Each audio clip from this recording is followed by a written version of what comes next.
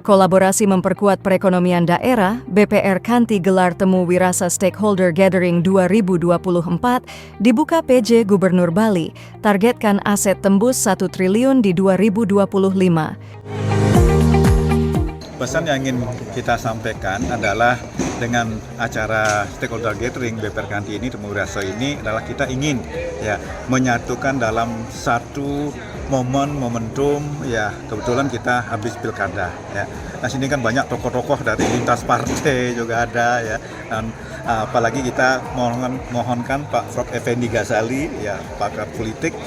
Nah dengan demikian harapan kita Bali yang santi mari kita, apalagi kita sudah di ujung tahun 2024 menuju tahun 2025 jadi mari kita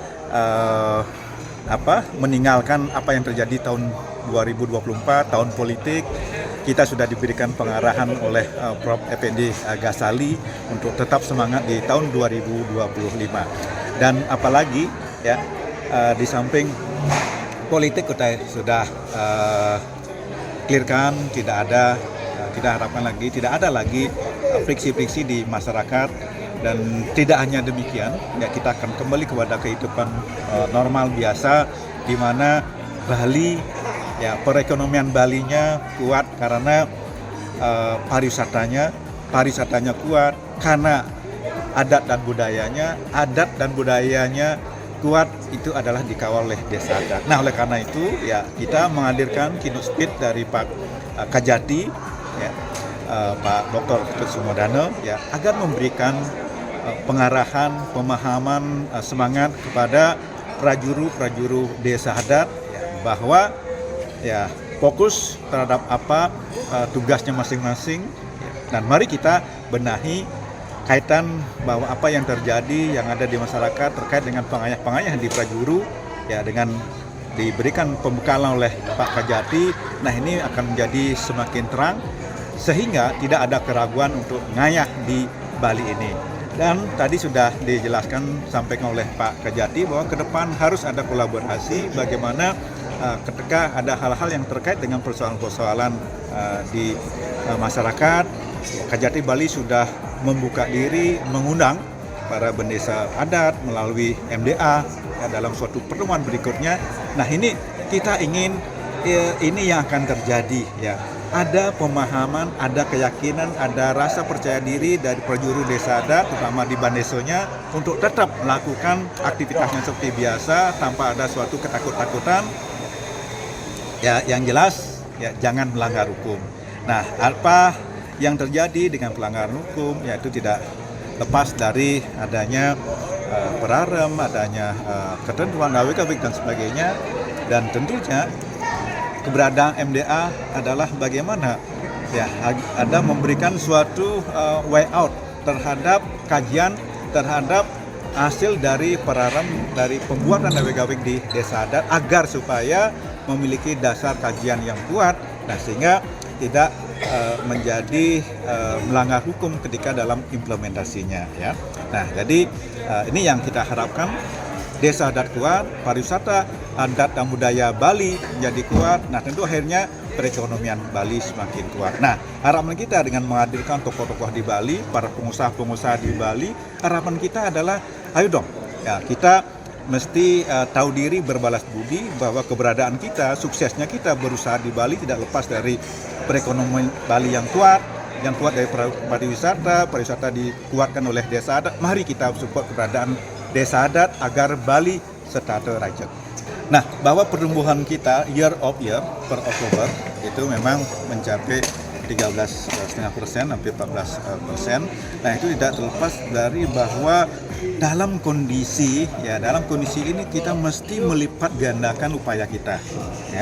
Jadi dalam kondisi normal aja kita udah bergerak dengan keras. Nah, dalam kondisi yang masih krisis ini, paruh dari krisis ini, mau tidak mau kita harus melipat gandakan upaya-upaya kita.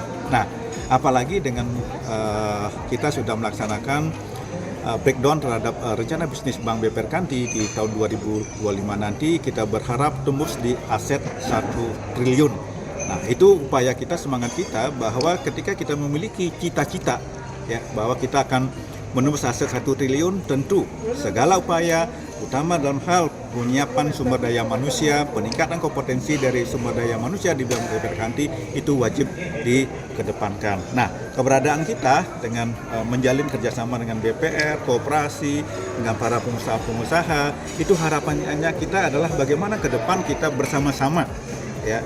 Bali tidak bisa dilepaskan dari kebersamaan dari semua stakeholder yang ada untuk bahu-membahu berkolaborasi ya. Nah, kita memperkuat perekonomian daerah melalui kerjasama yang kita lakukan di Kemenjanari.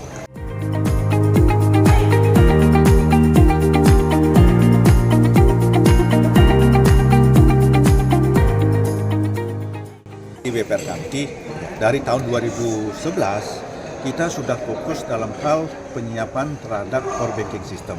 Ya. Nah, apa yang terjadi? Core banking system itu kita adalah ditangani oleh lembaga vendor yang benar-benar memiliki kapabilitas, ya, kemampuan kompetensi yang sangat luar biasa, dan itu adalah dimiliki oleh PT Telkom saat ini, dan itu juga banyak bank-bank umum yang menggunakan vendor ini. Nah, sehingga konsentrasi dari Bank BPR Kanti ini adalah fokus kepada core bisnisnya. Core bisnisnya BPR Kanti itu apa? Ya, sebagaimana kelahiran BPR di Indonesia 1888, di mana kelahiran BPR itu adalah agar supaya masyarakat itu terbebas dari lintah darat, rentenir, ya. Nah, sehingga nasabahnya itu adalah nasabah di masyarakat lingkungan sekitarnya. Nah, oleh karena itu BPR Kanti fokus pada masyarakat lingkungan sekitarnya dalam bentuk community bank. Ya, kita perkuat community bank. Ya, community bank ini kita perkuat dengan bagaimana kita mengkolaborasikan dengan stakeholder yang lain.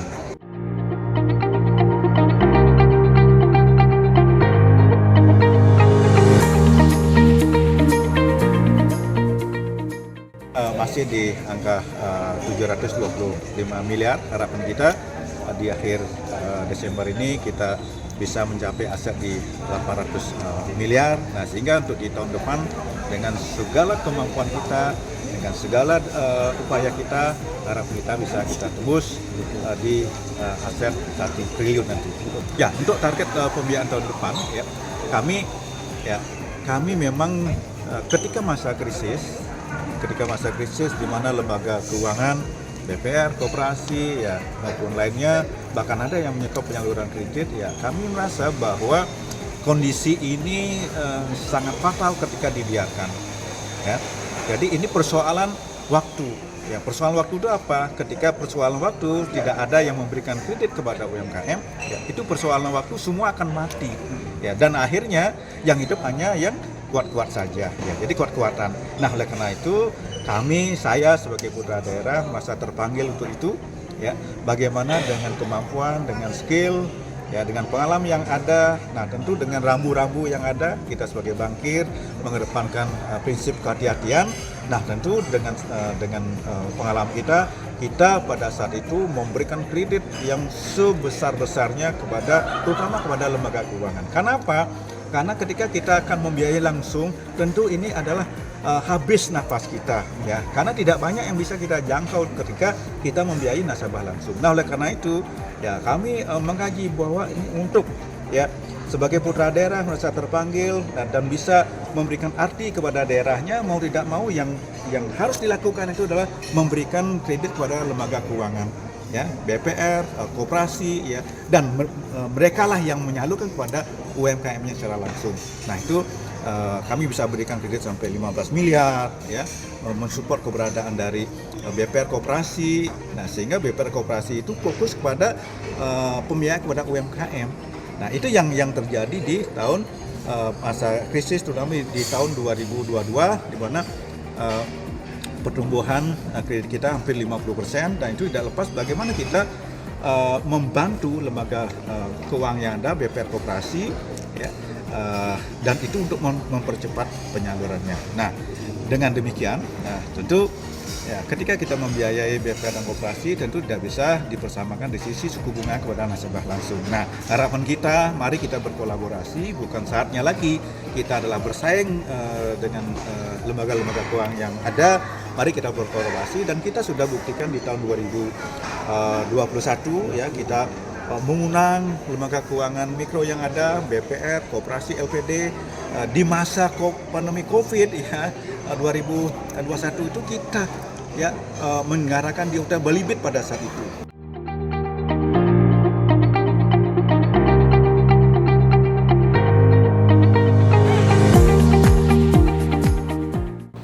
Saya mengapresiasi kegiatan BPR Kanti.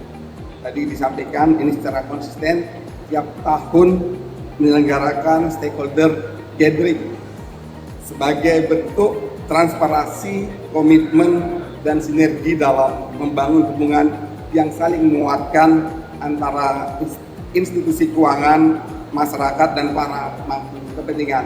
Tepuk tangan untuk BPR Kanti yang luar biasa.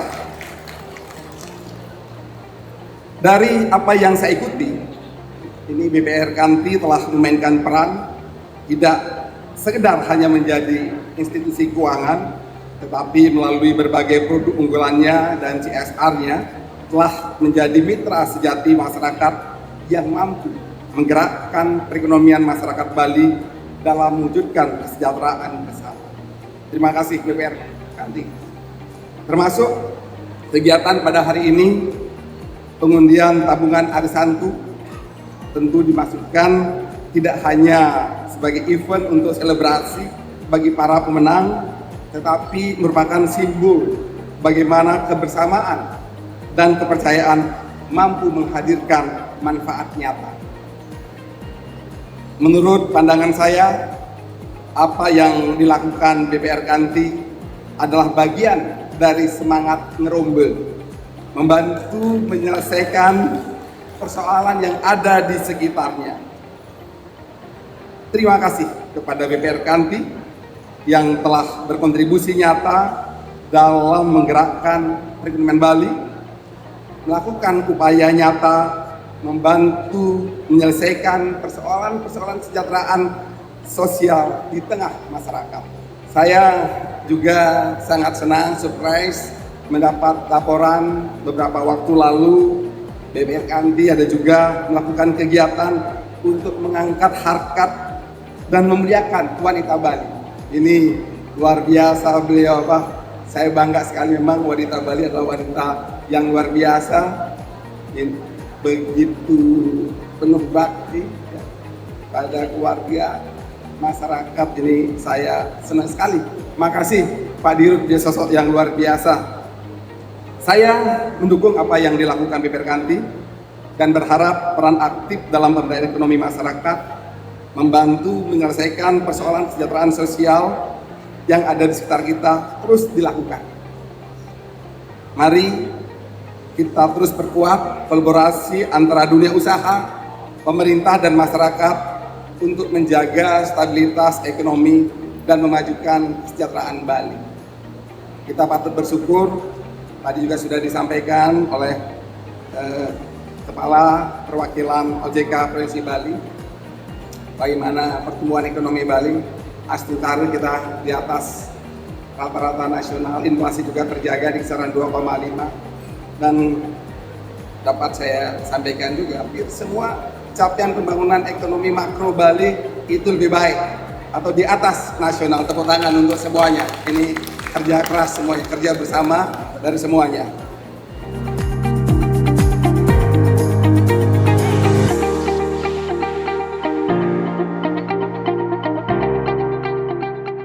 Kalau saya ingat-ingat dengan BPR Kanti yang notabene adalah perbankan yang berbasis local wisdom, ini udah ngarah-ngarah ini.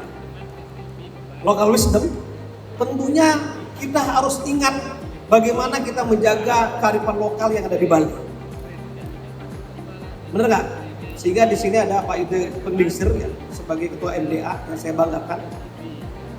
Apa tugasnya? Kan begitu. Ini ada kolerasi yang sangat-sangat efektif, yang sangat-sangat agak nyambung gitu.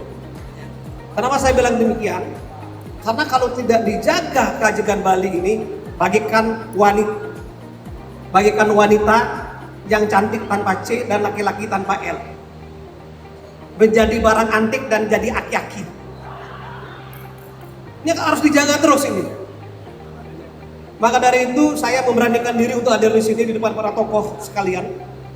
Yang paling terpenting adalah gini, apapun lembaga, apalagi MDA, apalagi BPR, semua lembaga keuangan termasuk DPR, Bu Tuti, pasti akan menghadapi dua hal di era sekarang. Paling tidak dia akan menghadapi globalisasi dan modernisasi.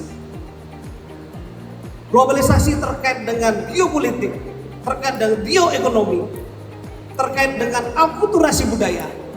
Kemudian modernisasi terkait dengan transformasi digital dan teknologi informasi.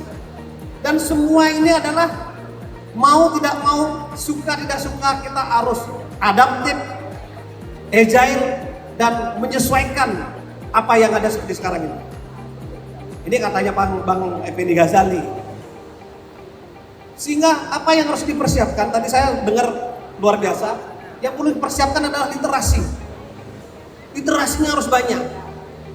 Sehingga tidak lagi kita anak mulek itu seperti dulu, Pak. Tidak ada lagi sekarang yang adab yang harus kaku. Harus fleksibel, Pak, dan harus dinamis. Kenapa? Karena saya begitu menjadi Kepala Kejaksaan Tinggi Bali, yang saya dengar adalah laporan adat. Laporan terkait keagamaan. Bahkan yang mendatangi saya Pak Bendesa Adat itu adalah 2 PHDI, bayangin dulu. Ini menunjukkan bahwa kita belum ngayah 100%, masih mempunyai kepentingan. Ketika ada majelis Bendesa Adat, saya sangat, wah ini luar biasa, ini bagian daripada solusi ke depan. Ya kan? Tapi faktanya tidak, justru memperkeruh permasalahan. Sehingga saya mohon maaf, Bapak Bendisir, Bapak Ketua Majelis Bendesa Adat, pada saat mulai saya bekerja di Kejaksaan, karena laporan terkait Bendesa Adat ini sangat luar biasa, bahkan melampaui batas kewenangannya, sehingga kami mau tidak mau, suka tidak suka harus melakukan OTT terhadap salah satu Bendesa Adat dari Pak Bendesa Adat.